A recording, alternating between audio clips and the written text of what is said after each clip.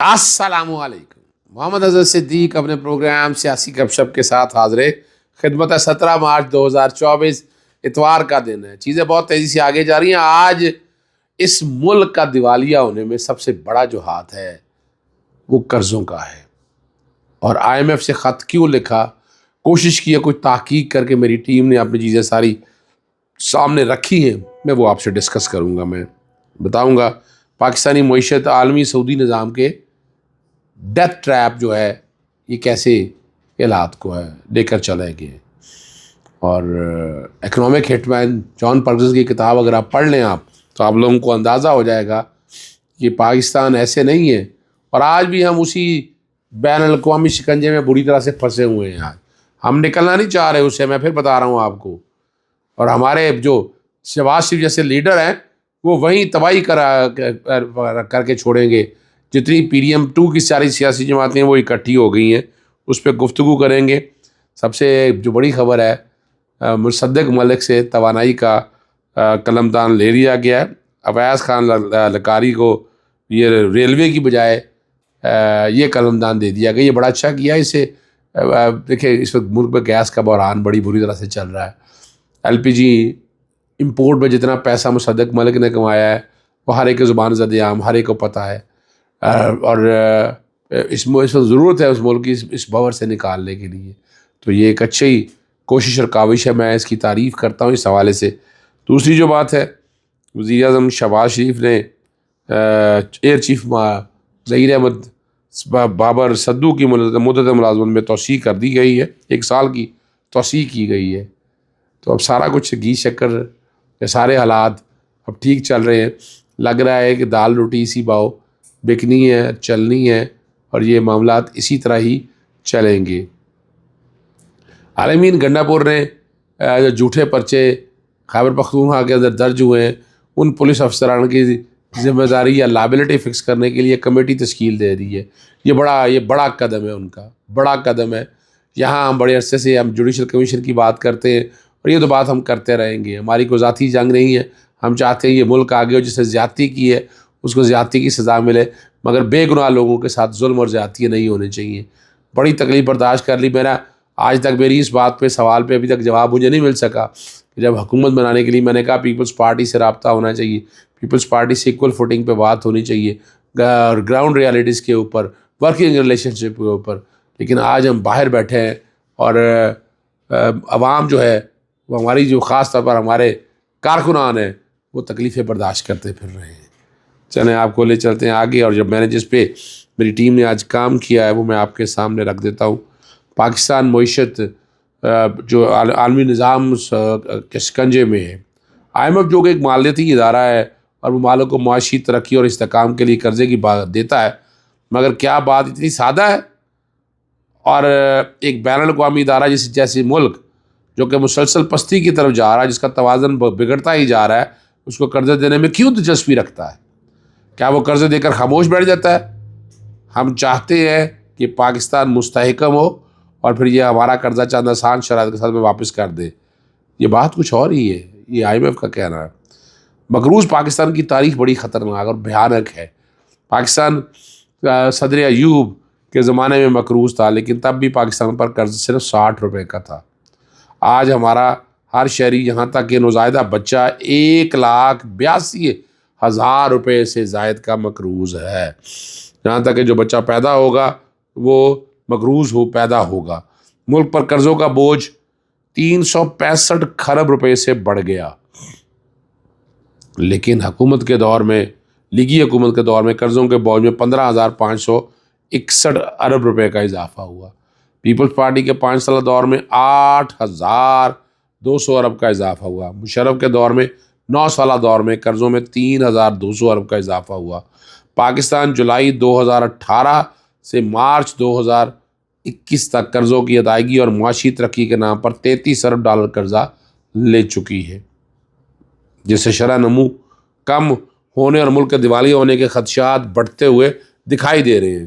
اس وقت Pakistan IMF، world bank, ایشیائی ترقیاتی بینک سمیت کئی بیرونی کمرشل بینکوں سے قرض لے چکا ہے۔ انہیں ادا کیسے کرنا ہے، ان کی کوئی پالیسی واضح نہیں۔ عمران خان نے حالیہ خط میں IMF کو عوامی نمائندہ بن کے یہی کہا کہ سیاسی استحکام ہو تو آپ قرضہ دیں، قرضہ آپ عوام ہی ادا کریں گے، حکمران نہیں، یہ یاد رکھنا ہے آپ نے، یہ بہت ضروری ہے۔ تلخ حقیقت یہ ہے کہ قرضہ حکمرانوں کو اپنی جیب سے ادا نہیں کرنا ہوتا، بلکہ یہ پاکستانی عوام گزشتہ 73 برسوں سے ادا کر رہے ہیں۔ چونکہ قرض سود پر لیا جاتا ہے تو اس پر بوجھ بھی عوام ہی پر پڑتا ہے۔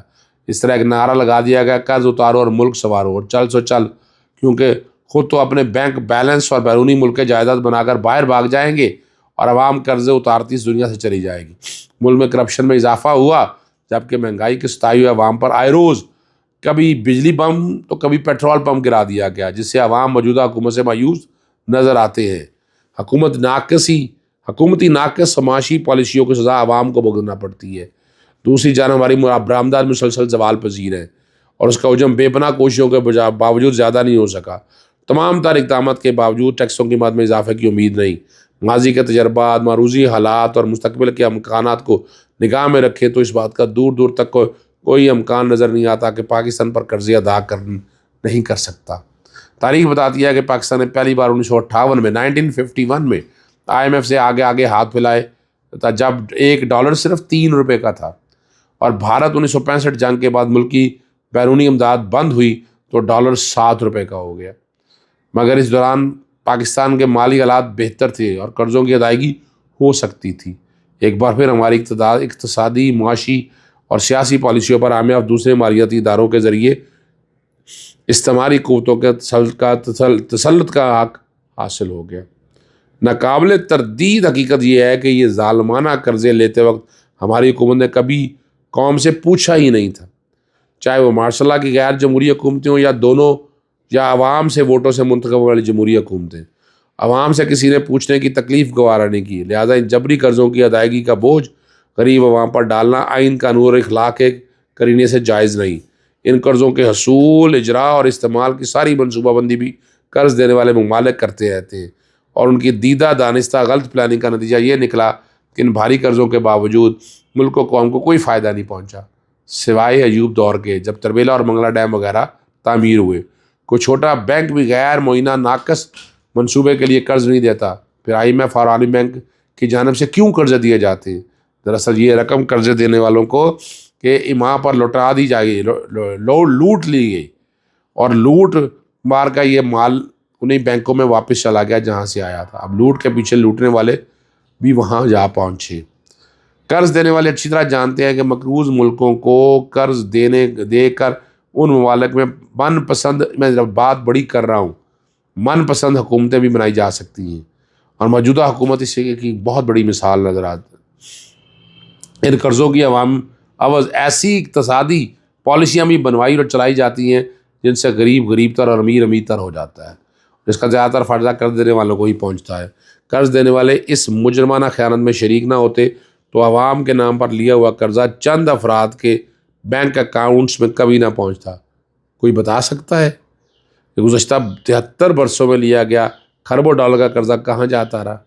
کسی کو کچھ پتہ نہیں ہے کیا یہ کہاں خرچ ہو گیا۔ ویسے تو پتہ ہے، اندازہ ہے، یہ آپ کے بجٹ کے اندر ہی جو پیسے سارے، اور کہاں ہو رہا ہے۔ اس کے علاوہ نواز شریف دور میں عوام کے منجمد کیے $11 ارب، 660 روپے کا کچھ پتہ نہیں۔ عوام کو ان ظالمانہ قرضوں میں جکڑ کر نہ صرف یہ مطالبہ کیا جا رہا ہے کہ ہمارے قرضے باسود واپس کرو، بلکہ یہ بھی کہا جا رہا ہے کہ تمہاری روٹی، روزگار اور توانائی منصوبوں کا فیصلہ ہم کریں گے۔ چنانچہ IMF کے کہنے پر گیس، بجلی اور آٹے کے نرخ مقرر کیے جاتے ہیں۔ IMF کا حکم ہے کہ غریبوں کی مختلف مدات میں دی جانے والی رعایت ختم کرو، کرنسی کی قیمت بھی کم کرو۔ اس کے ساتھ ساتھ یہ بھی کہا جا رہا ہے کہ اپنے تمام ذرائع اور وسائل کثیر غیر ملکی کمپنیوں کے حوالے کر دو، جبکہ پاکستان کی ایٹمی صلاحیت ختم کرنے کے لیے CTBT کا سہارا بھی لیا گیا۔ کشمیر کے معاملے میں ہمیں پسپائی پر مجبور کیا جا رہا ہے، اور ان سارے معاملات کے لیے قرضوں کے ہتھیار کے طور پر استعمال کیا جا رہا ہے۔ ہمارے اقتصادی دانشوروں کا کہنا ہے کہ اگر ہم نے قرض دینے سے انکار کیا تو ہمیں ڈیفالٹ دے کر دنیا میں تنہا کر دیا جائے گا، برآمدات نہیں ہوں گی، LC نہیں کھلے گی، لیٹر آف کریڈٹ کی بات ہو رہی ہے۔ یہ دانش ہمارے غریب ممالک سے آئی ہے۔ میرے نزدیک یا ہمارے نزدیک یہ مفروضہ ہی غلط ہے کہ ہماری برآمدات ختم ہو جائیں گی، برآمدات کا سلسلہ جو ہے وہ چین، افغانستان، ایران اور اسلامی ممالک سے جاری رہ سکتا ہے، جن پر کوئی قدغن نہیں لگائی جا سکتی۔ ایک طرف ایک تجارتی بلاک وجود آ جا سکتا ہے، ہمارا سب سے زیادہ خرچ تیل پر ہوتا ہے، اور جس کے بدلے ہم تیل پیدا کرنے والے ممالک سے چاول، گندم اور کپاس برآمد کر سکتے ہیں۔ ہم دیکھتے ہیں کہ چین نے تنہائی اختیار کی تو اسے ماؤ زے تنگ اور چو ان لائی جیسے بے لوث لیڈر ملے۔ یہ سامنے کی بات ہے کہ جن ممالک کو تنہا کیا گیا ان کے لیڈروں کی دور قیادت طویل تر ہے۔ چین کے ماؤ زے تنگ، شمالی کوریا کے کمال سنگھ، کیوبا کے فیڈل کاسٹرو اور لیبیا کے معمر قذافی اس کی مثال ہیں۔ یوں کہ ہم کوشش کر رہے ہیں کہ اس دفعہ علیحدہ نہیں ہو سکتے۔ یاد رکھیے گا، ان قرضوں سے نجات تبھی ملنی جب عمران خان جیسا لیڈر آگے آئے گا، جو کھڑا ہوگا آ کر، جو کہ ان کا مقابلہ کرے گا۔ یہ تو قرضوں میں ڈوبی ہوئی قوم ہے، انہیں یاشی سے فرصت ملے تب ہے، لوٹ مار کرنی ہے، باقی ان کا کوئی تعلق نہیں ہے۔ اب عوام سے چند سوالات ہیں، یا عوام انہیں دینے ہیں۔ عوام کیوں سوال نہیں کرتے؟ عمران خان خاطر لیگی حکومت کیوں خوف زدہ ہے؟ کیا ہم اچھے حکمرانوں کی ضرورت نہیں ہے؟ کیا قرضے عوامی رائے سے لیے جانے چاہیے؟ اگر قرضے عوام نے ادا کرنے ہیں تو لیے جانے والے قرضے کدھر جا رہے ہیں؟ ہماری سیاست و حکومت، عدلیہ اور ادارے کیا آزاد ہیں؟ ہمارے قومی راز کیا محفوظ ہے؟ کیا ہمارے ایٹمی اثاثے کیا محفوظ ہیں اور ہمارے کنٹرول میں رہیں گے؟ یہ وہ سوالات ہیں جو عوام کو ان لیڈران سے پوچھنا چاہیے، کچھ نہیں پوچھنا ان سے۔ ان کا مفت کا، پنجابی میں پھدو کہتے ہیں، لگا ہوا ہے، اور یہ بیوقوف بنا رہے ہیں پوری قوم کو۔ اجازت چاہتا ہوں، السلام علیکم، اللہ حافظ، پاکستان زندہ باد۔